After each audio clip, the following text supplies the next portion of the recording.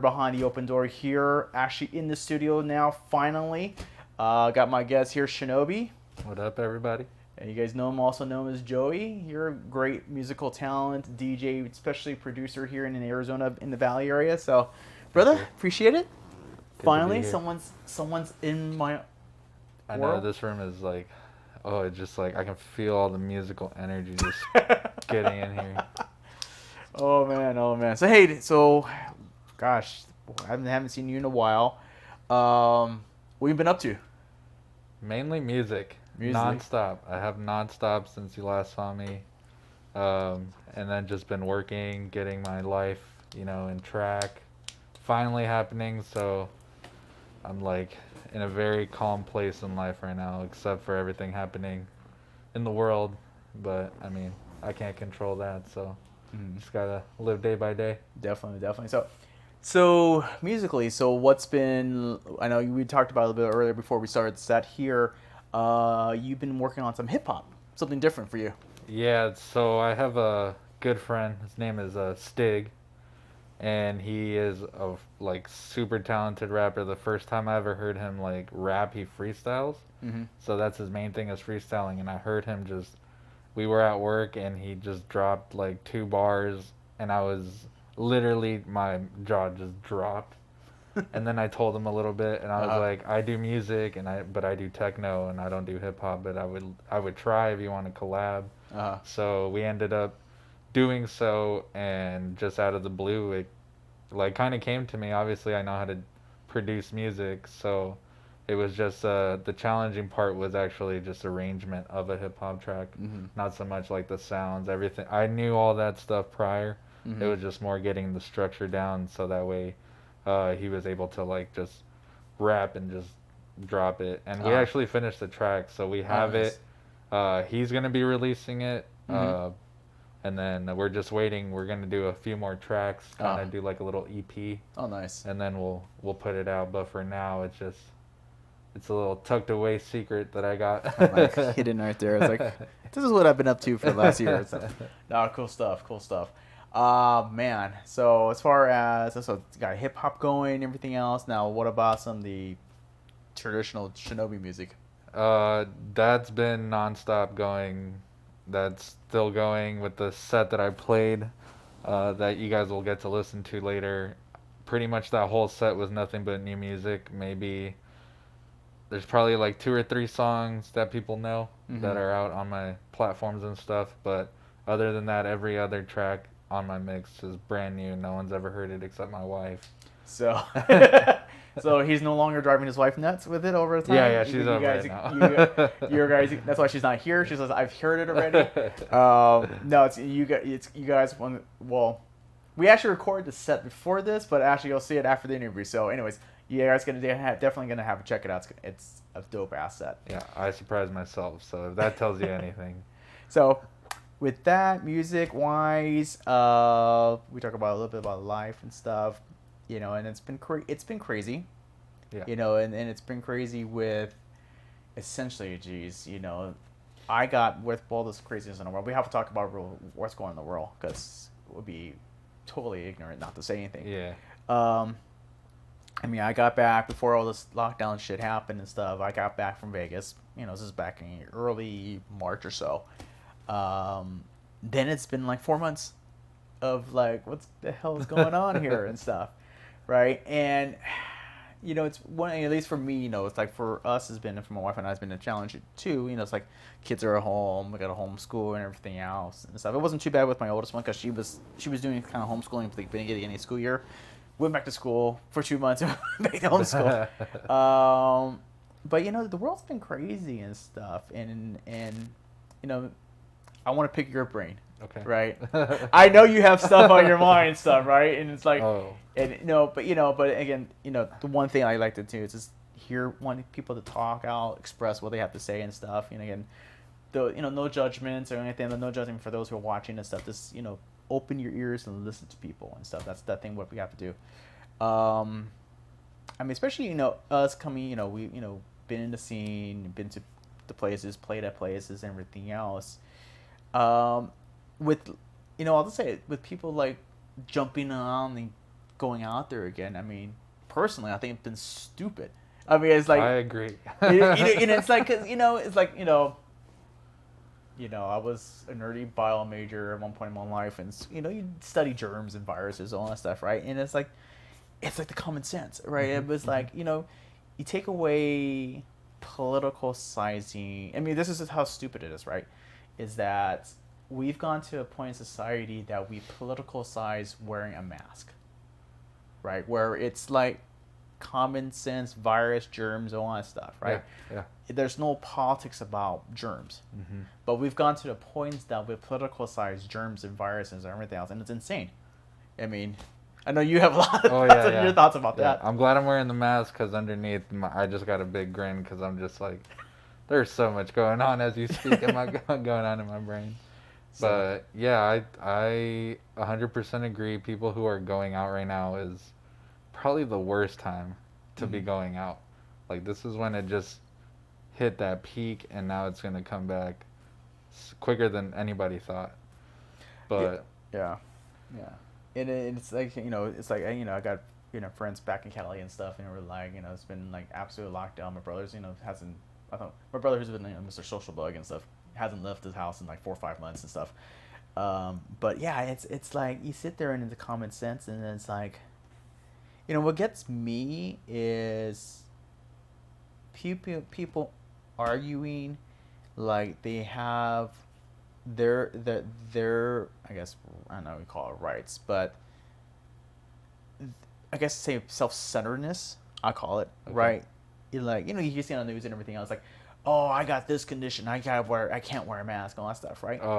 And it's like okay, that's kind of a selfish, self-centered. I mean, this is my opinion. Again, everything is sort of out of our own opinions, It's selfish. It's really selfish, right? And to say, that, if you're an employer, you want to protect employees, but then also you have, you're a store owner, business owner, all that stuff. It's like you got to think about how the other people are, right? And it's like it's just normal human respect, right? And that's what gets me or irritates me personally. Is like, okay, common sense.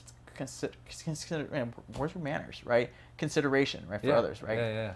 There's no empathy. There's zero, and it's like it's annoying, it's agitating, what worries, us, me being Asian, right? Like especially in Arizona. There's not many of us besides on, Rincon Plaza and, off of Dobson. That's about it, But it's like I've gone, especially when I was in March, I was sick too, right? And hell, if I had it, I have no idea, But it was, you were like, you're paranoid. I was paranoid to cough, right? Thinking that people were going to look at me differently just because. That happens to me all the time. Just because, or like the color of my skin or anything like that, right? And it's like, I have a cough, right? But but just knowing to be judged, right? Especially with, not, I guess the media, I'll have a whole different opinion about the media, but it's the cases in which you, as an Asian American, is that, to be, stereotype, to say, hey, the Kung flu thing, right? Which, out of context, it's kind of funny, but at the same time, the context has been used out there in the media. I hate that when I heard that it. The way it's used, and the thing is, like, it's just like, black brothers and sisters, they're using the N-word, right? It's the context. I don't think they should be calling each other that, but that's up to them, right? But it's the context versus them calling each other versus someone else saying it, right? Someone from the outside. From the race. But it's the same thing. It's the context. People say, oh, it's only words, but it's the context of how it's used, right? And what worries me as a parent, and especially with a kid who's in junior high, because kids in junior high are stupid. I worry about that. For her to be, stereotype or be picked on just because of the color of her skin, right? And what, right now in the current times right now with coronavirus and COVID stuff, right? As an Asian, you sit there like, okay, well, are you going to be judged because what I look like, right? I'm fourth generation here. I am probably the farthest Asian. I'm a Twinkie. I'm a banana. Yeah, yeah, It's yeah. like, but then when you go into, you know, black folks, African Americans, and all that stuff, right? And you do understand why people don't understand how, like, walking down the street. And this is what people don't get. If I walk down the street with a bag of Skittles with a hoodie, no one's gonna think twice, Yeah. right? Versus if you're a black kid, right, doing the same thing, right, you're automatically gonna get judged walking down the street, and people don't get that. I had friends from the hood and everything else. I had a good friend in college. He grew up in Inglewood and everything else, right? He was fortunate enough that his mom was a paralegal, and his mom's boss paid for his private school, so he got out of the hood, Nice. right? Yeah, yeah, yeah. But he still had lived in the hood. Oh, yeah. Right, and to carry that, just being a black man, especially when we were in college and stuff, and you're 18, 19, 20 years old and stuff, still to be, you worry about looking behind your back just because of your color of your skin, right? And that's what frustrates me, is that people don't get that, Yeah. right? Yeah. I even had a discussion with a friend and was saying, like, okay, us being Asians, we have yellow privilege. We say, well, we work our asses off. I said, yeah, we work our asses off. But like, I give him an example, was like, if you put us as a equally qualified Asian, black, Hispanic, and you have a board of directors, which is stereotypically Caucasian, right? Yeah. Who are they going to choose? The likelihood, if you got equally across same qualifications. See, that's your yellow privilege. That's my point too. Yeah. We as Asians also have that yellow privilege too.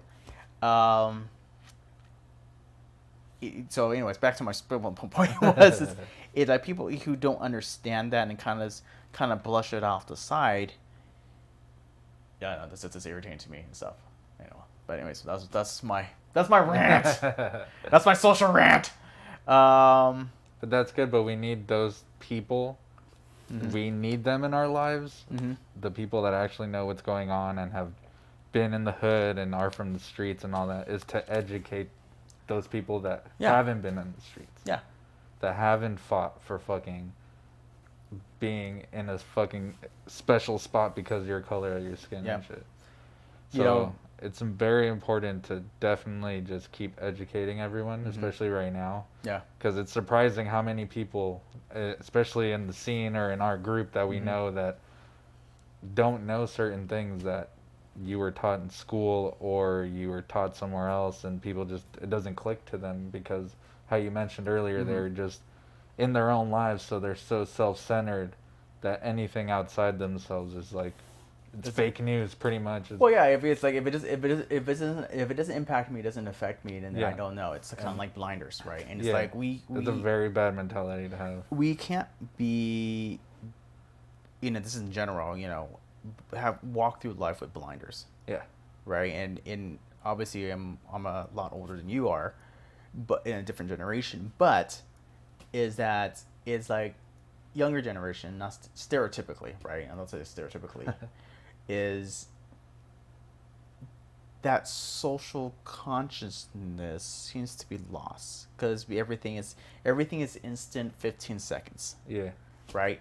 If you don't do your Instagram in 30 seconds, you don't get the thing, right? Yeah. Stuff like that, right? So it's like, already getting implanted in your brain. It's implanted in the brain, and the attention span that's out there. Because even like right now, right, we go from viruses, social and the whole stuff that a couple of weeks ago, right? It's like this, and off the media, it's gone. We know it's still happening right now. Yeah. Right. Yeah. It's still going on. Mm-hmm. But then but the problem is too with our media is that if it's not shown like things blowing up or people burning stuff, it's like it doesn't make the news. Yeah. But there's still people going out there, still fighting for it, still trying to. Even right now, as we're talking. This stuff is going on right now in downtown Phoenix, probably. Yeah. People are upset they can't go to the bars in Scottsdale. But by the way, quick shout out to Pax Machina, because they are like seriously fucking fighting BLM hard, and you guys are fucking rocking it. I'm gonna be in touch with you guys soon because I definitely want to go protest. And they've been protesting since the beginning. Mm-hmm. So huge Definitely. props to all of them because fuck, we need more of them. Yeah, we definitely need that. I mean, again, it's that, social consciousness, and that's kind of like, I guess, one of the messages I always like to try to say, with like, you know, I was a poli sci major in undergrad, but I just skipped out the whole bio stuff because it's like, this stuff is too hard. Let me do some politics and stuff. And I realized that I don't want to really get into politics, but I like politics. But the this is where I struggle a lot too. I mean, I always believe people have their opinions, but there's a point that you can't debate with people because they don't understand how the things work. Yeah, yeah. Right, and that's where I bite my tongue a lot because they don't understand how the process works. Yeah. Right. That's happening a lot right now. And as what I was educated on and stuff, I still have a true belief that the power is still within the people to make a change, but they have to believe they can make that change. Yeah. Because we're beaten down to think we can't make a change, that it's screwed. Yeah. Right. Now, those are, let's say those in power or may be, right, have learned to use the system to their advantage, right? And that's what it's been, right? Yeah. Which, there's a lot more of us who are not in that, far greater outnumbered than everyone else. But it's I don't know. How do we put it in the right words? Especially as a parent, right? You have such a hypersensitivity to all that stuff that's going on. Yeah, because it's not involving just you. And now you got to involve the being that you brought to life. Yeah, and it's like you come to this world like and everything. You try to shelter them, and it's a natural thing. Try to shelter them and everything else. Yeah. It gets to a point, it's like you can't shelter them. You have to say, hey, this is what's really going on in the world and stuff, right? Yeah. Because even like I guess we'll play social media, but it's like certain things like my 12-year-old will stress out about, and I was like, you don't need to, you don't stress about it. Don't make yourself. I said sometimes it's good. I had this conversation with her. Sometimes it's good to disconnect. You have to disconnect. Oh yeah. You say you've disconnected for a while. I've done it. Yes, do it if you have to. Especially right now, if your mental health is not at 100%. If you fucking are suicidal or sad every fucking day, I can guarantee 85% of it is because you're on fucking Facebook, Instagram, any social media, and just fucking mushing your brain. And you just need to turn your phone off. Even just turning your phone off for 2 hours, which is not a long time. 2 hours can definitely help your mental health. So if you're not feeling it, disconnect and just come back. We talk about now, about mental health, and there's another big thing too. I always, always consciously worry about, for others and stuff. Always for myself too. It's like having that clearer mind, which is part of the disconnecting from all the inputs, right? Because growing up for me, there wasn't all this. Boom, 5 seconds here, boom, here's a tweet here, boom, and it's this constant, right? Yeah. And it's stressful and stuff. It is, and people have a hard time coping with it, but then they'll turn to extracurricular activities to try to numb it, right? But at the same time, at a certain point, that is still gonna come back no matter what, right? Oh yeah, once you get sober off whatever you do, you're gonna be back where you started. So yeah, and that's another thing too. Us in a society, right? We don't value mental health, right? Because we're always worried about. Well, part of it because we're always worried about fixing things with some sort of substance, right? It's like, hey, take some Valium and all that stuff, right? Yeah. When a lot of time too, it's like, okay, it's disconnecting from world, being with nature, family, everything else. It's really a refreshing thing, right?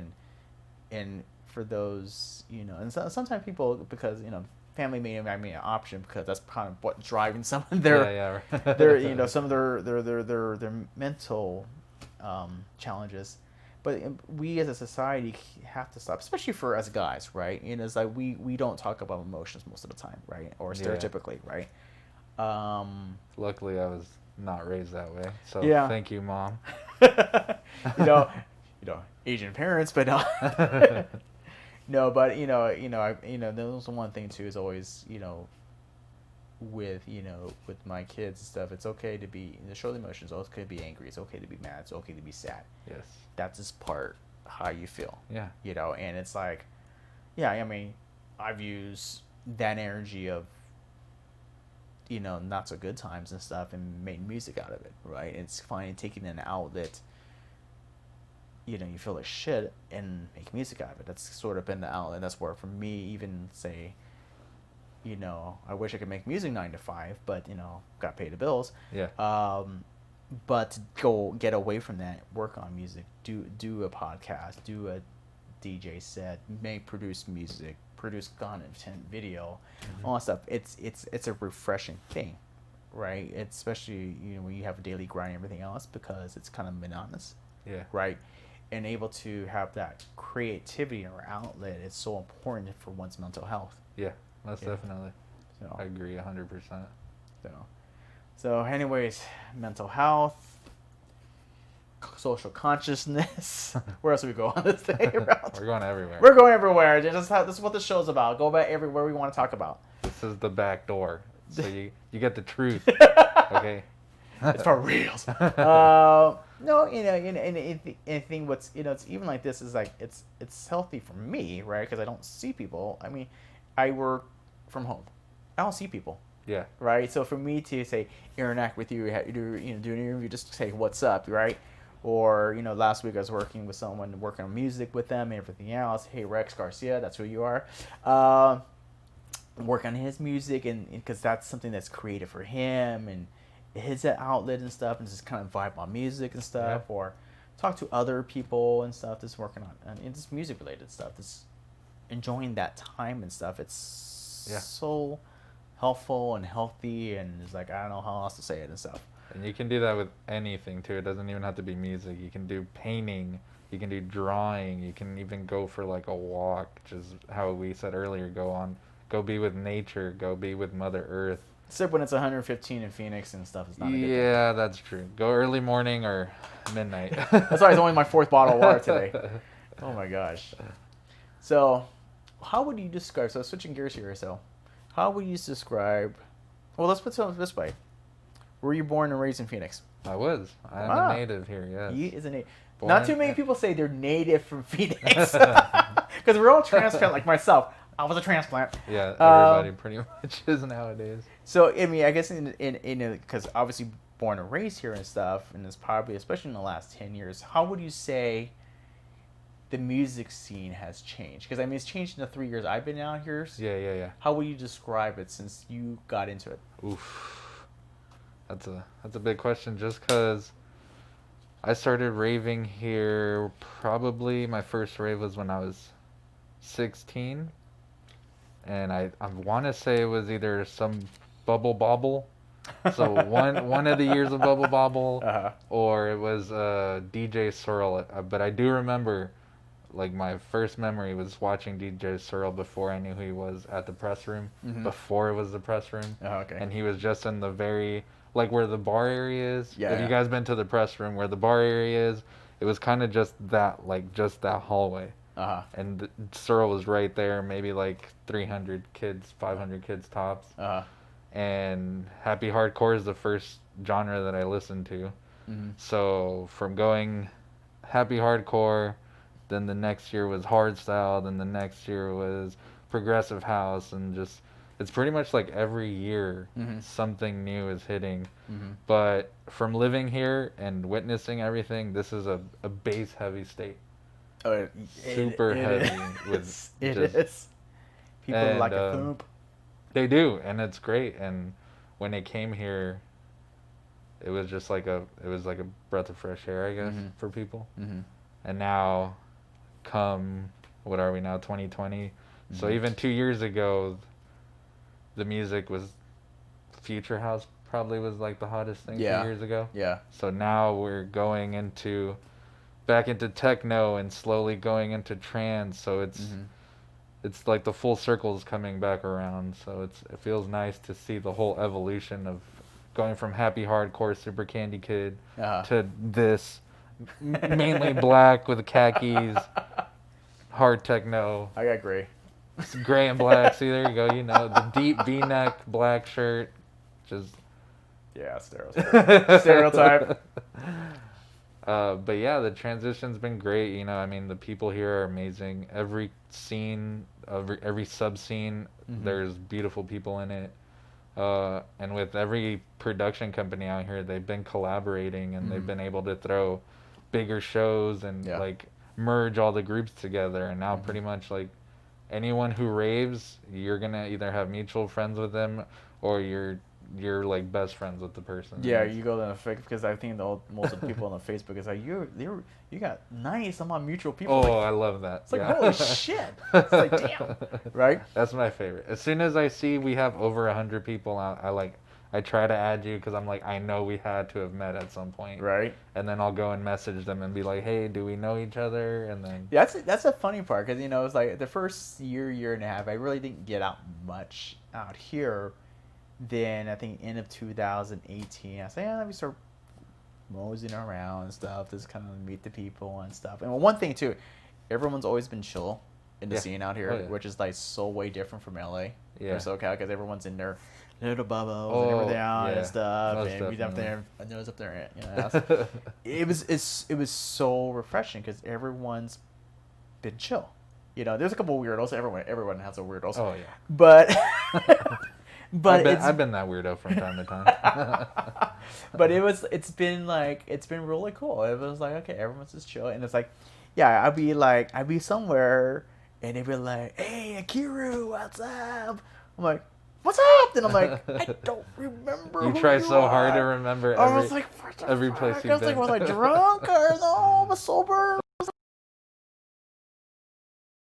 No, but yeah, back to what I was saying. Like, yeah, it's been really refreshing since coming out here, coming from, hate to stereotype Southern California, but well, I've been there and I've seen the cliques, bro. There is a clique for every group of 5 people I saw. Group of 5 people. Then if you were like, I was in Orange County. If you're in Orange County, oh, why are you doing Orange County for, right? Or you go to LA, they're like, why are you doing here? Yeah. Yeah. Right? Because people in Orange County won't go to LA. Yeah. And vice versa. Yeah. Right? I mean, granted, it'll take you like 2 hours to get there from Orange County to LA, you know, but people would just never mix, right? It would just never mix. And that was what tripped me out here is that you can have so many different subgenre of folks and stuff, and everyone just kind of like chill and mix with each other. Yeah, yeah. Right? It was like that would never happen in LA. This, like, I guess, because California is bigger, but I don't know how. I mean, it's EDM, so it kind of stays marginalized. Yeah, but, I mean, because I remember in Orange County, you had this little place, one little spot that would have house music, right? And it was the only little spot in Orange County that had house music. Okay. Right? It was like by the John Wayne Airport and stuff. It's a little bar and stuff. And they moved around a couple of times over the years and stuff, but it was just a little place. That was it. You go to another place which was called Sutra, which eventually became a place called Time and stuff. They tried to make it more Vegas style. It was more traditional, mainstream EDM stuff, right? Okay. Did have a song play there, which was kind of cool, but I didn't get to go in for some reason. I don't remember why. Oh yeah, they wouldn't let me in. I was like, my track's playing here and stuff. Dude. But it was on the sound system, and so it was kind of cool. I have yet to do that. I have yet to be that person and be like, that's my song. That's my song. That was always the thing, right? Because I remember when I had that one track played in Vegas, it was like, it tripped me out. I mean, it's like, that's my song. I'm like, what the heck, right? You think it's playing like in your phone or something because you listen to it. Yeah, I mean, it's like, you think about that was, oh God. I mean, I sound silly, but it's like, yeah, that seemed like the pinnacle of my music career. But it's like, and I mean, I learned a lot from that too, because it was a lot of, even get to that point or aftermath, there was a lot of this lesson for the music industry itself. Mm-hmm. But taking away from all that other crap that happened, to go there, have a club with, I don't know how many perfecto held at the time, at the Palms, right? Um, but this go in there, your track's playing, and you're like looking around, and people are like bobbing their heads up and down. And my cell phone sucked because it was only like an iPhone 3G or something like that. So the video I had sucks. Versus like phones now, they'd be like crystal clear. Oh, yeah. Yeah, it was the most.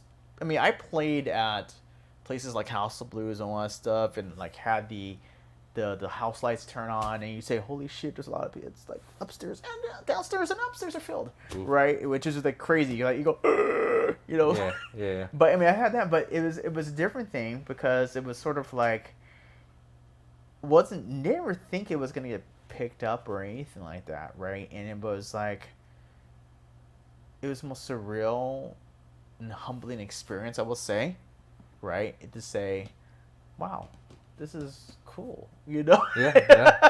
This is really, really cool. Oh, yeah. I Um, think I had that feeling that you felt the first time that I ever played one of my own songs Uh-huh. to a crowd. uh-huh. I think I felt that same feeling. Oh, It's yeah. just like, you're just like, holy shit, like, people actually like this. You're like the dancer. You're Yeah, like, yeah. it's like, oh my god! Ah!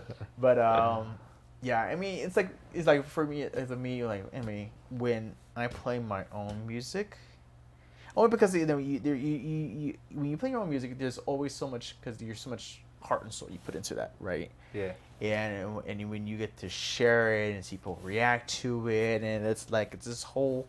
It's a relationship. Yeah, it's a Pretty relationship, much, and like, yeah. cause it's again, it's like music or like in music in general, right? Like people will interpret it and have different ways of interpreting music and all that stuff, right? Yeah. But it's just cool. I mean, you know where the music came from, but you know that in some sense of the way, the song is having the same effect on someone, however it may be for them. Yeah. But they're having that impact on them, Yeah. which is like the crazy, and it's like that's what makes music fun, right? It's that you create that connection through something from your soul, Yeah. Yeah. right? And it's like there's nothing more, I guess, gratifying than to actually experience that in person, or online, or it may be nowadays, right? True. Yeah, it's just you cherish those moments and stuff. Just like when that in Vegas and stuff, when that happened and stuff. Yeah, he is like, I don't know if I ever see this again, but I'm gonna take this in, man. I was Yeah. like, all right, but also you knowing that you're able to get to that point too continues to drive you. At least for me, it's just like, okay, let me try to do it again, right? Not, Yeah. not, Oh, not, to, yeah. not to stress myself out to say, hey, I gotta make a hit record. I mean, it'd be nice to say you have a hit song and stuff, and you get 3 billion plays and stuff, and you can retire. Great, Yeah. Yeah. Yeah. There's nothing wrong with being a one-hit wonder. It pays the bills. But it does, because you have that moment and stuff, and that impact and stuff. It keeps, at least for me, it keeps me going. Yeah. Right after all these years. I mean, that's been at least 9 years, 10 years now, 9 years, I think. Okay, when that happened, 9 years. Yeah, I mean, that's the fun part of it. Now, when was the first time you think, going from going to raves and stuff? They say, let me do that. Let me try that. What made you say? What clicked in your head? Let me try this. Okay, so it's kind of weird because it's a little backwards. So I was in music classes when I was in middle school, Mm-hmm. and it was like intro to music and music theory, and like even this was like the baby steps. This was like barely learning like who Mozart was and who Beethoven was, and just learning about the music back then. Mm-hmm. So it wasn't even like an intro to like how to play a piano, Mm-hmm. how to strum a guitar, or anything like that. It was basically just nonstop musical information. But I do remember that there was an exercise that we did where we were listening to a piece of Mozart, and we had to depict every instrument that was in the piece. So I get picked, and I get every instrument except one, which was a string, and I think it was a viola. Mm. And at that age, I didn't even know what a viola was, so it never clicked in my A head. violin and viola is the same thing. Yeah, so I guess violin because it sounded like that, but she was Uh-huh. like, "You're really close." Mm-hmm. And I think at that moment was when like I knew I had an ear for music. Mm-hmm. Like if at that age, for me to get almost 100% while all the other kids only got like two instruments, Mm-hmm. I knew that there was something clicked with me. It just happened. Yeah. So from being there, and then I went to high school, obviously, and I did some music theory there, and that's when I actually started learning a little bit of how to play piano and Mm-hmm. learning what chords were, Mm-hmm. and then that was honestly the driving force, Mm-hmm. was starting that young and realizing that I wanted to do something to do with music. I didn't Mm-hmm. even know what with music. I just Mm-hmm. knew it had to do with music. Mm-hmm. So from there, from going to the raves, learning what a DJ does, learning how music was done for EDM, Mm-hmm. and just all the connection that you can bring, how you were mentioning, how you can connect with someone on a different level that doesn't involve your mouth or like communicating or Mm-hmm. speaking. It's just through the frequencies of the sounds Mm-hmm. that the person can vibe off of you if they feel your music, Yeah. obviously. Um, but yeah, I don't know, it's been a journey because every time I think about that question every time that I just have my little thoughts. But it's like, what would have happened if I didn't take that class? Where Mm-hmm. would I have gone or whatever? But it's always been music. Mm-hmm. Didn't matter what. I just knew it always had to do with music. Yeah, I mean, I think for me it was like, I remember it was probably like 4 years old, 5 years old, and stuff. I had this little 1 octave piano, right? It sounded like, those cheap ass kid piano Oh and yeah, stuff, yeah. right? But it was kind of cool. It kind of stood up. He had a little chair, for like 4 or 5 years old. And with me, I guess what happened was that uh, my mom would always listen to Barry Manilow. Okay, Okay. this is how it started. And I would sit there and I would like figure out how to play a Barry Manilow song. Nice. Like where people are like, "Who the hell is Barry Manilow?" Uh, anyways, that's how I am. How old I am. But Google. Google Google's your Barry friend. Manilow, right? But that's how I started, was doing that, and I would just take any song on the radio, and I would figure how to play at least like the melody piece Nice, on nice, the nice. piano. Yeah, yeah, yeah. So did that and stuff. And you do junior high. Everyone played a recorder because that's what you do in the second or third grade, or whatever it was. Then I started saying, I'm gonna go join band, right? So of all the instruments I've learned how to play was the flute. Nice. See, and I wasn't able to get into instrument classes, so I had to do choir. Okay. So from second, third, fourth grade, I was doing choir, Uh and I think I was pretty bad. Obviously, I was a kid.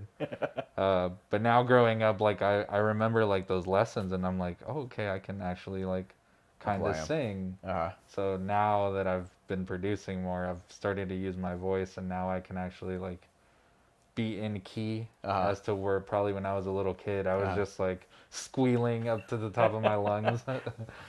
So I was like, Joey, stop it! Stop it!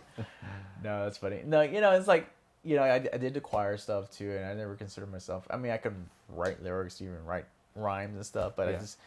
I think for me, consciously, it's weird to hear my own voice. I mean, Same. there's been a few. I mean, there's been a few tracks I've used. It's been my voice, and I've used my voice in a way that I've manipulated to actually make it sound like an instrument, right? Because I've just commented and I'll kind of manipulate and stuff, but I've just kind of hummed the melody and kind of layered it. Oh, That's what I've perfect. done. Yeah, yeah, yeah. So I've done that stuff like that too.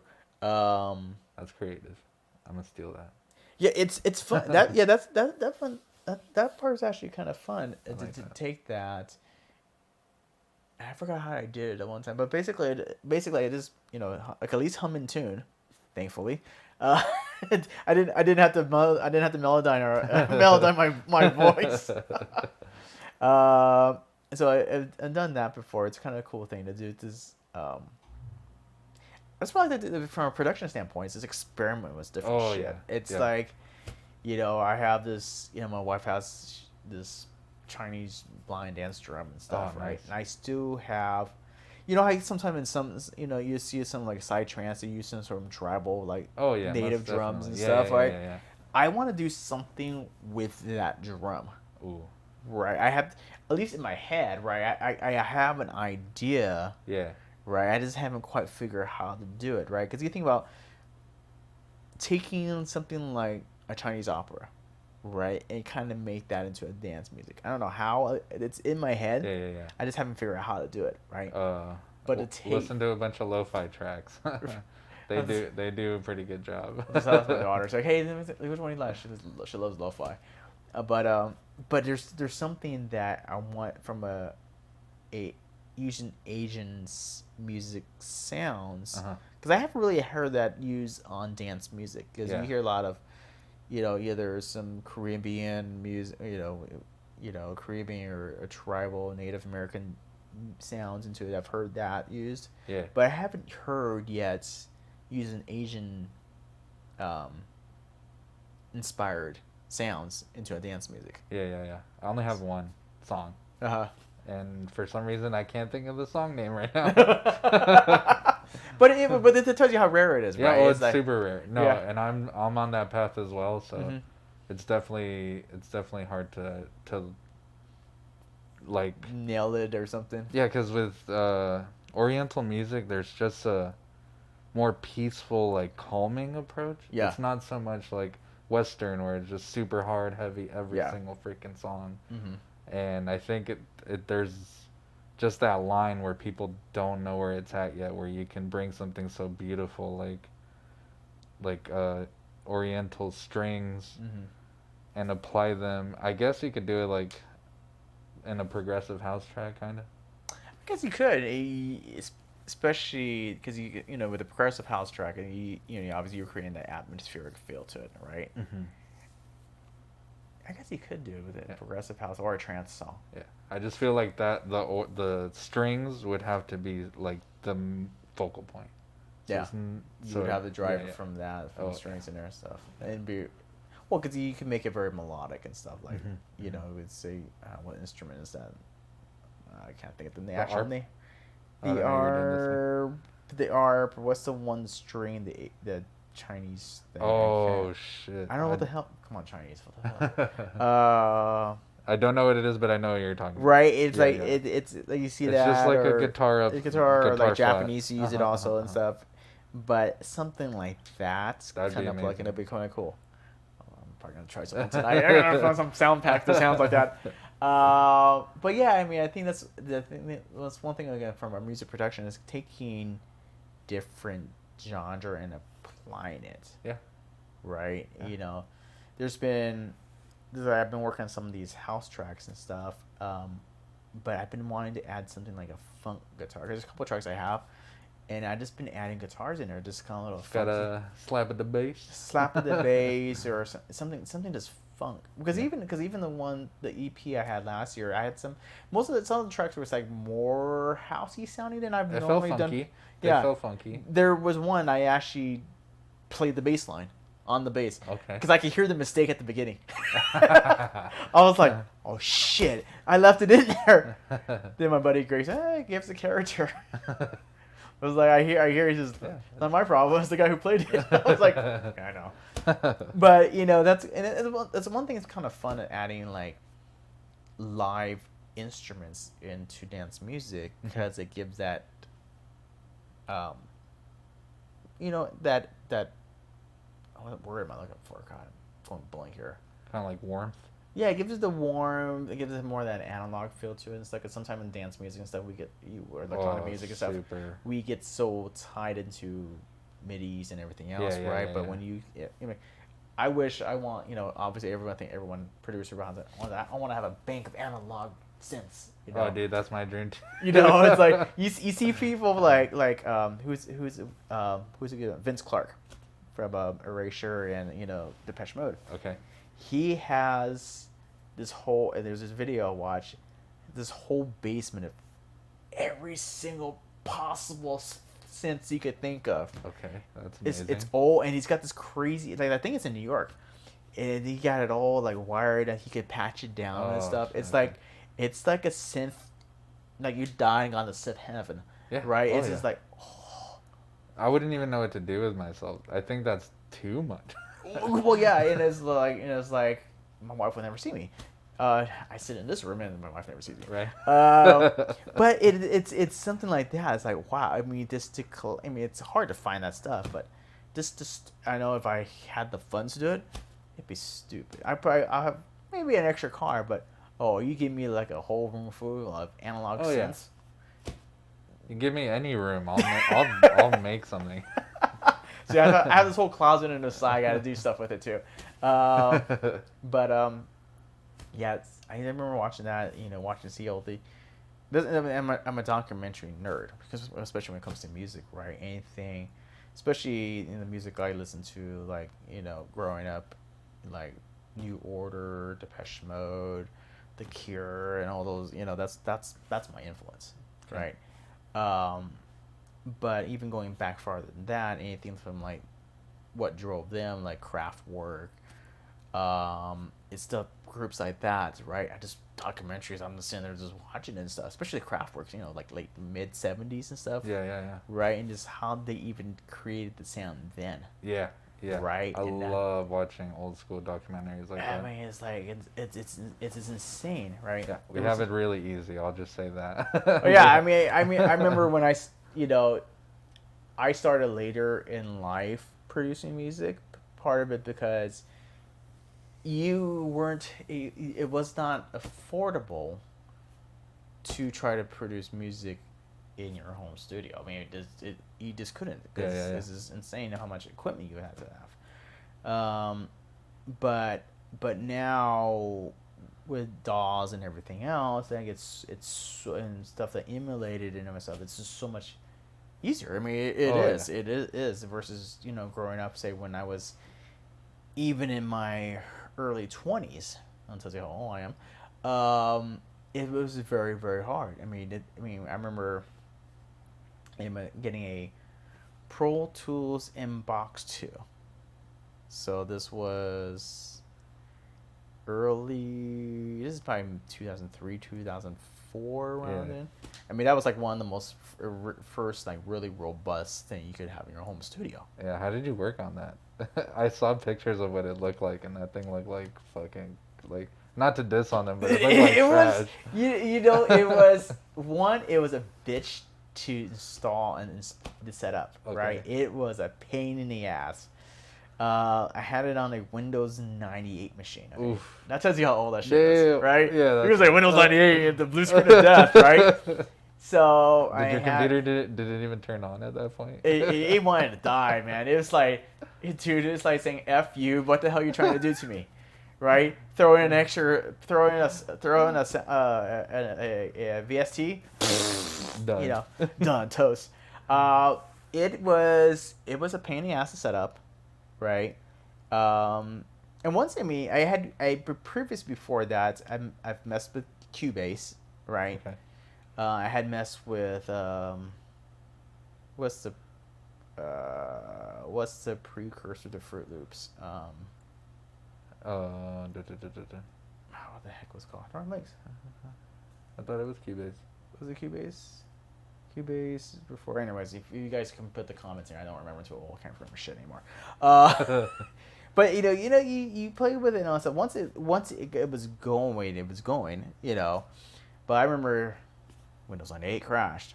Oh god damn! I gotta reinstall this whole thing again, because you had all these cards with all the serial numbers, right? So you had a card stacked this much of all these serial numbers. Oh yeah. I gotta type it in. It's like fucking small. Instead, you gotta type in all the serial numbers. Like reinstall will take you 3 weeks, just to reinstall all your patches and everything else. It was like, so it got to the point that I got tired every time my Windows machine died, and reloading Pro Tools and everything else. I said screw it. So I ended up going to. So from that point on, I went to Logic. Okay. Logic was cool, especially I like the feature in Logic that as you did your MIDIs and stuff, it actually make musical notes. Oh. Which was the coolest freaking thing I thought, right? I was like, oh wow, it actually made it into musical notes. So in my journey of DAWs, and just went side tangent here, so I went from I went to Pro Tools, a little bit of Cubase, went to Pro Tools, went to Logic, then I ended up going to Ableton. So that was sort of my DAW history and stuff. is going on with this computer? Oh, it's just asking me to install shit. I ain't worried about it. But yeah. So that's my journey of dolls. So your journey of dolls. Mine's very short because obviously I'm younger, so I didn't get to experience all those. But mine was, if I go to the very first one ever, I guess it would have to be Garage Band. Okay. And that was obviously done in my middle school class. Uh-huh. And that was my introduction to what a doll looks like and stuff. But then I had a friend who had Fruity Loops, and this was 2008. So I don't even remember what Fruity Loops that was, like 7 or something. I don't remember how they do the years. But it was Fruity Loops, and I saw that, and I was like, wow, this looks way cooler than GarageBand. And turns out it was way cooler than GarageBand. So I started dabbling with that for a little bit, and since I was new and no one was teaching me, I would always have all of my sounds and everything was like delayed by like half a step. So you had this insane reverb. Yeah, everything was just like where the kick should be. It was just one beat over. And everything was like that. So nothing stacked, nothing made sense, and I just got frustrated. And I didn't know what was happening. Alright, we have a little visitor here. I'm filming. The internet will see you. Wave. Say hello. Say hi to the internet. I got a question. How did it see your entire room Because it does. with the camera? Anyways, for internet world, this is my daughter. The camera is right there. It's that little one over there by the TV. That one? Yeah, that little baby one. This is what happens when you have a home studio. Oh, okay. Okay. You want to give a message real You quick? want to say hi to the internet world? Wait, who are those people? People on YouTube. You're gonna be on YouTube. You're gonna be on Twitch. You're gonna be famous. You're gonna be on Facebook. You're gonna be on Facebook. Okay. All right. Say bye to the world. Okay, bye-bye. Okay. Close the door. I came down here for eating, but I just saw you were doing this. Okay. See you later. Bye-bye. Bye. Bye, your chair's out. Bye. You gotta leave that in there. So, anyways, those are the things you gotta leave that in there. Yeah. Yeah. But Those are the best moments right there. That totally made the video. at If this least- doesn't get 1,000 likes or Come on, anything, you gotta get punch a like there, add a subscribe. You need to have some random show ups with my daughter. She has a song called Chicken Nuggets too. We'll release it later. Oh shit! I'm ready to hear that because that's my favorite. It's a hip hop song too. Ooh, I definitely want to hear it. Oh my gosh, that was hilarious. But it's funny too. 'Cause it's funny. It's there's no worry about using GarageBand because I used it as a sound sampler for our band. Because I couldn't afford anything. Oh, yeah. It was like I use used what you got. Okay. It was like I had drum pads from GarageBand, and they had some basic synths we were using in it. It sounded like with the stuff we had in the studio when we actually recorded it. It worked fine. Yeah. Oh, No yeah. one knew the difference. And don't let any DAW discourage you either. Like, use what you got. Use what you can get. Music is still gonna be music at the end of the day. It doesn't matter how you got there, as long as you got there. Oh, exactly.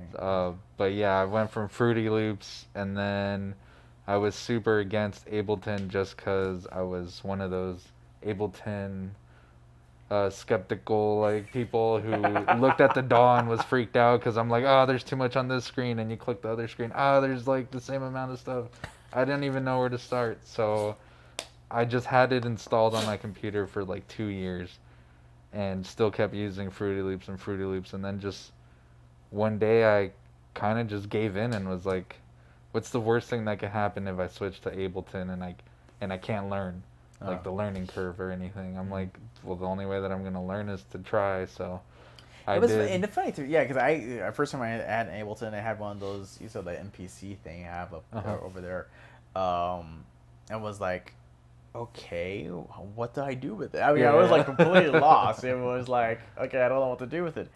But yeah, once you figure it out, it's like, again, it's like any DAW, especially if you're new to it, if you're a beginner, seasoned person, intermediate. You know, if you try something, it's okay to try something new. Just no problem with it. I mean, heck, I freaked out going from live 9 to live 10. I was like, dude, you changed all the shit here. What's going on? See, and I'm at that phase. I'm like, I still don't want to go to 10 yet. Oh, you're still at 9? I'm still at 9. Oh, yeah, so yeah. you see, there's nothing wrong with it. Yeah. No. Yeah. Okay, I don't feel so bad. Daddy, okay, one more thing. I forgot how to spell Akeru. How do you spell Akeru? A. I know that one. Okay. K-E-R-U.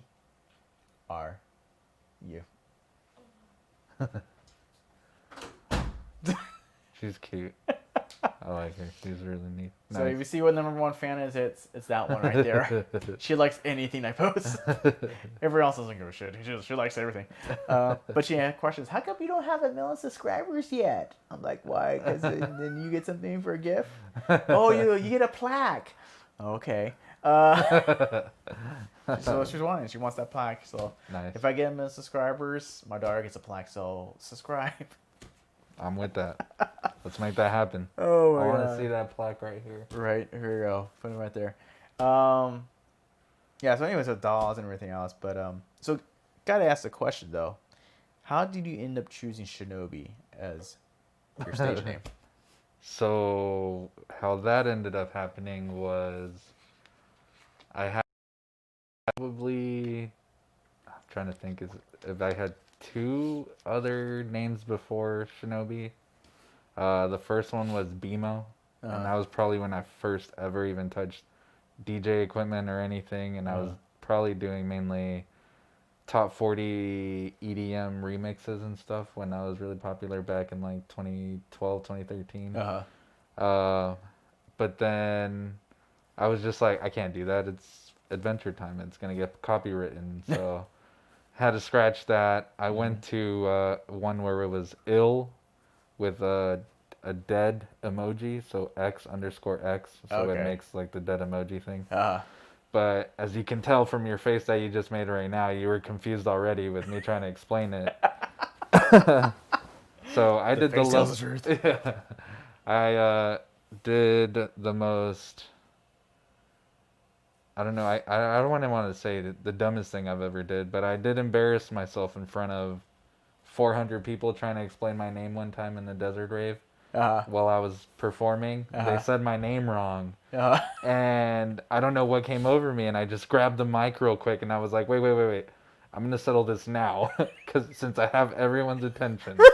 And that sentence right there, you never want to say, because you know the next thing that's going to come out is just garbage. So I straight up was like, my name is X, and it took me like 5-10 minutes explaining everything, and at the end of that, I just gave the microphone back. They all told me I was drunk and to go home. So I was like, all right, this name has to change. okay, the fact that you're at a desert rave, you're trying to tell people about that, and explain it and stuff, they tell you to go home. Yeah, they didn't want to hear it. After 10 minutes, they're like, you need to change your name.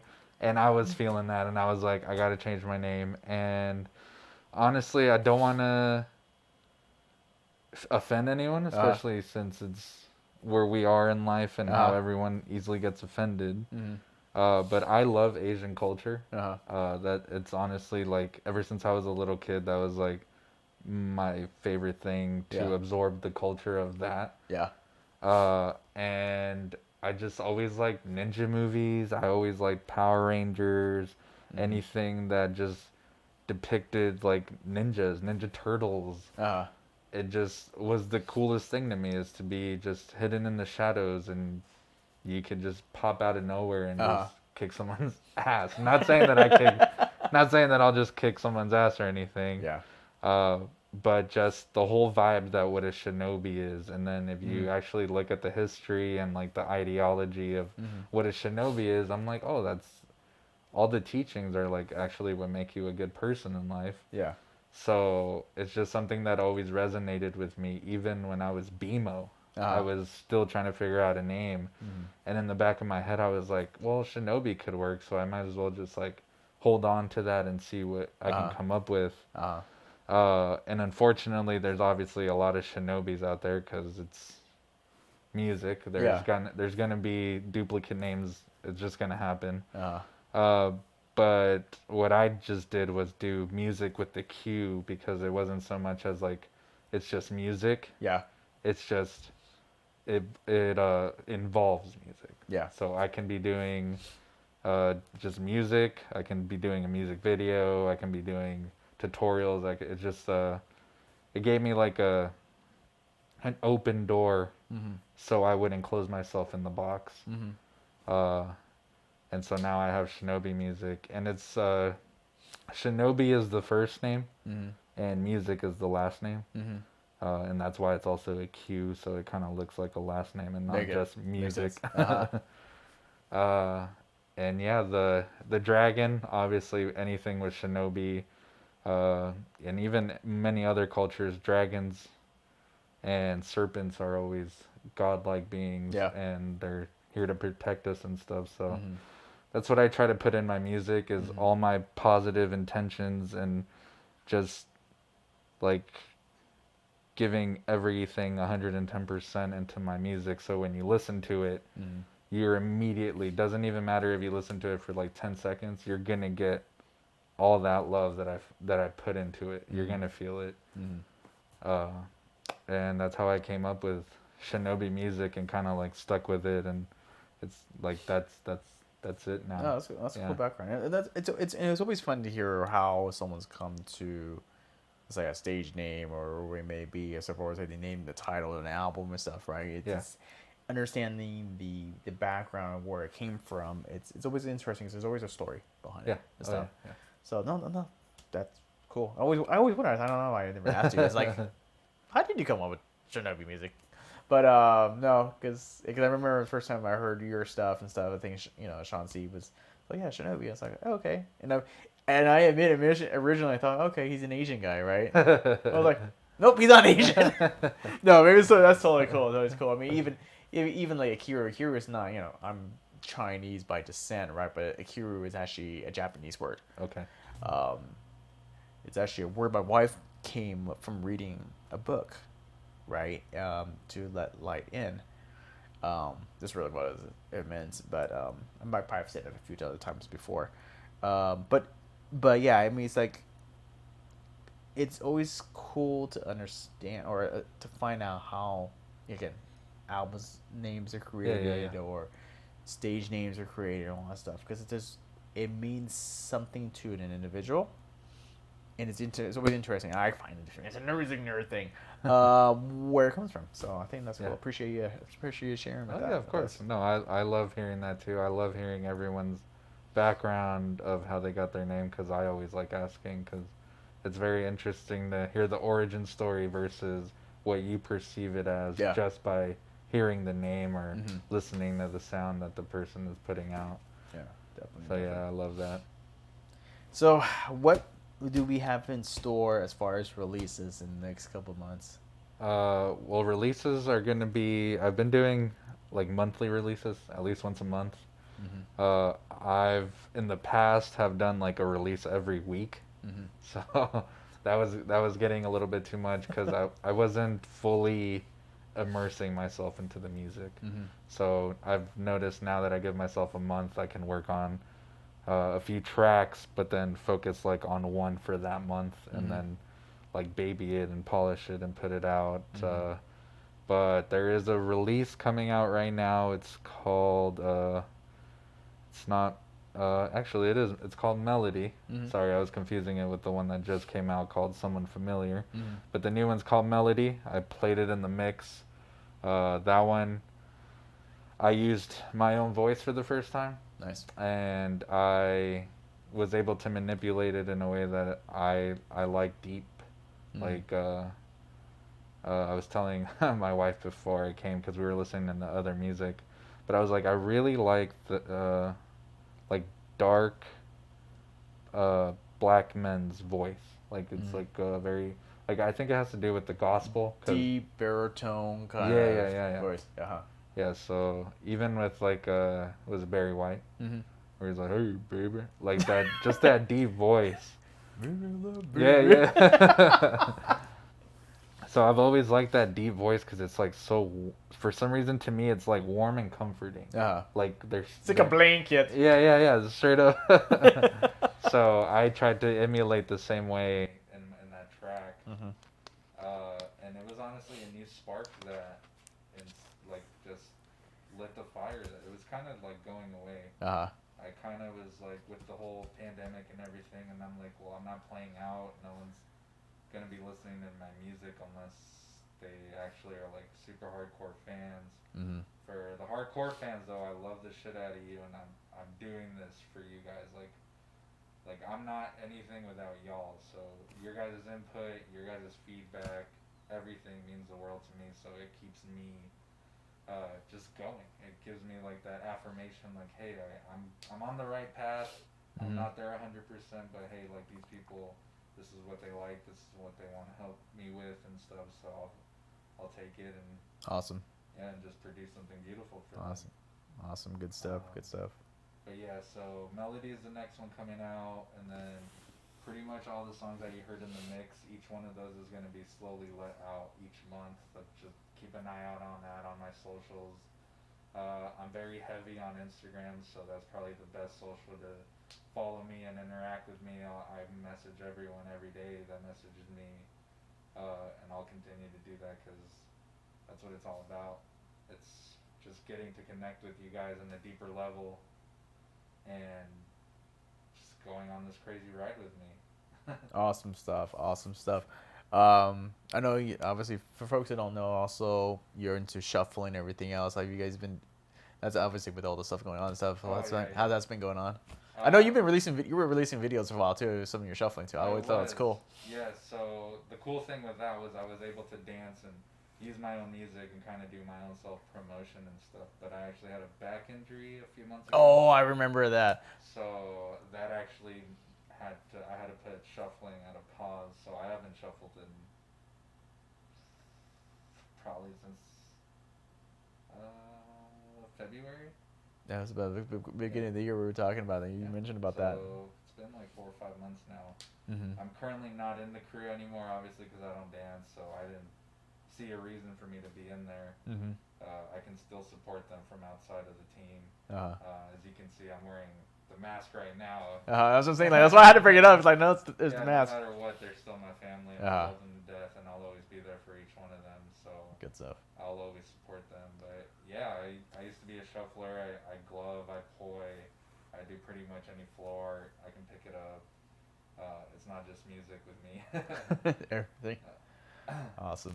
Well, brother, I appreciate you coming in. Thank you so much. Ryan. Thank you very much. Did we have a hand sanitizer too? No. All right.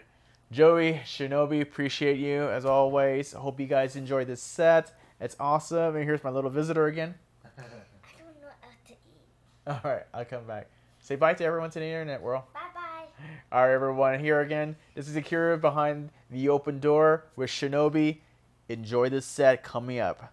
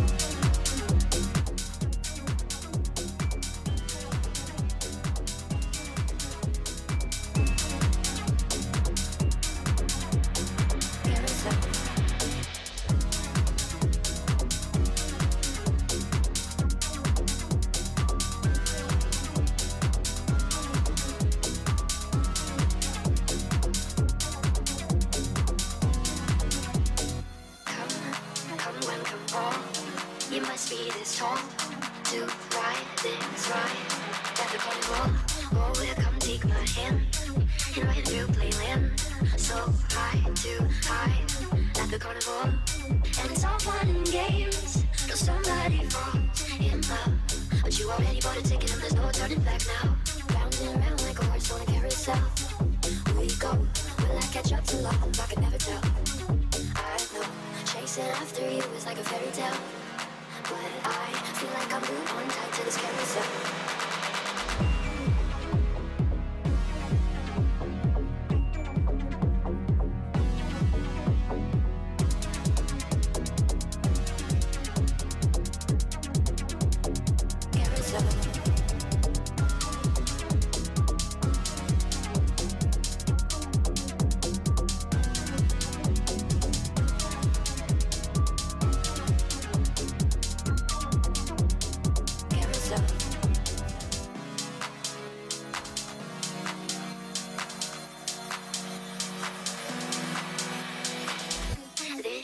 Is too slow.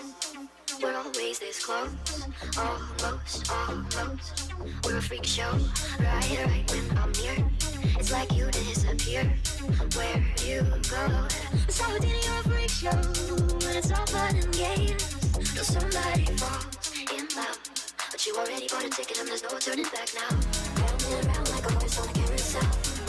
We go. Will I catch up to love? I could never tell. I know. Chasing after you is like a fairy tale. But I feel like I'm glued on tight to this carousel. Round and round like a horse on a carousel. We go, will I catch up to love? I could never tell. I know, chasing after you is like a fairy tale. But I feel like I'm glued on tight to this carousel. Round and round like a horse on a carousel. We go, will I catch up to love? I could never tell. I know, chasing after you is like a fairy tale. But I feel like I'm glued on tight to this carousel.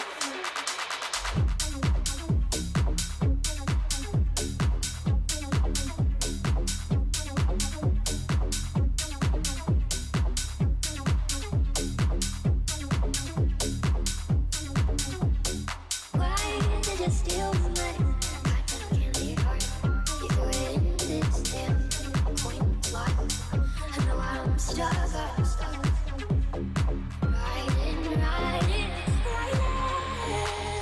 Round and round like a horse on a carousel.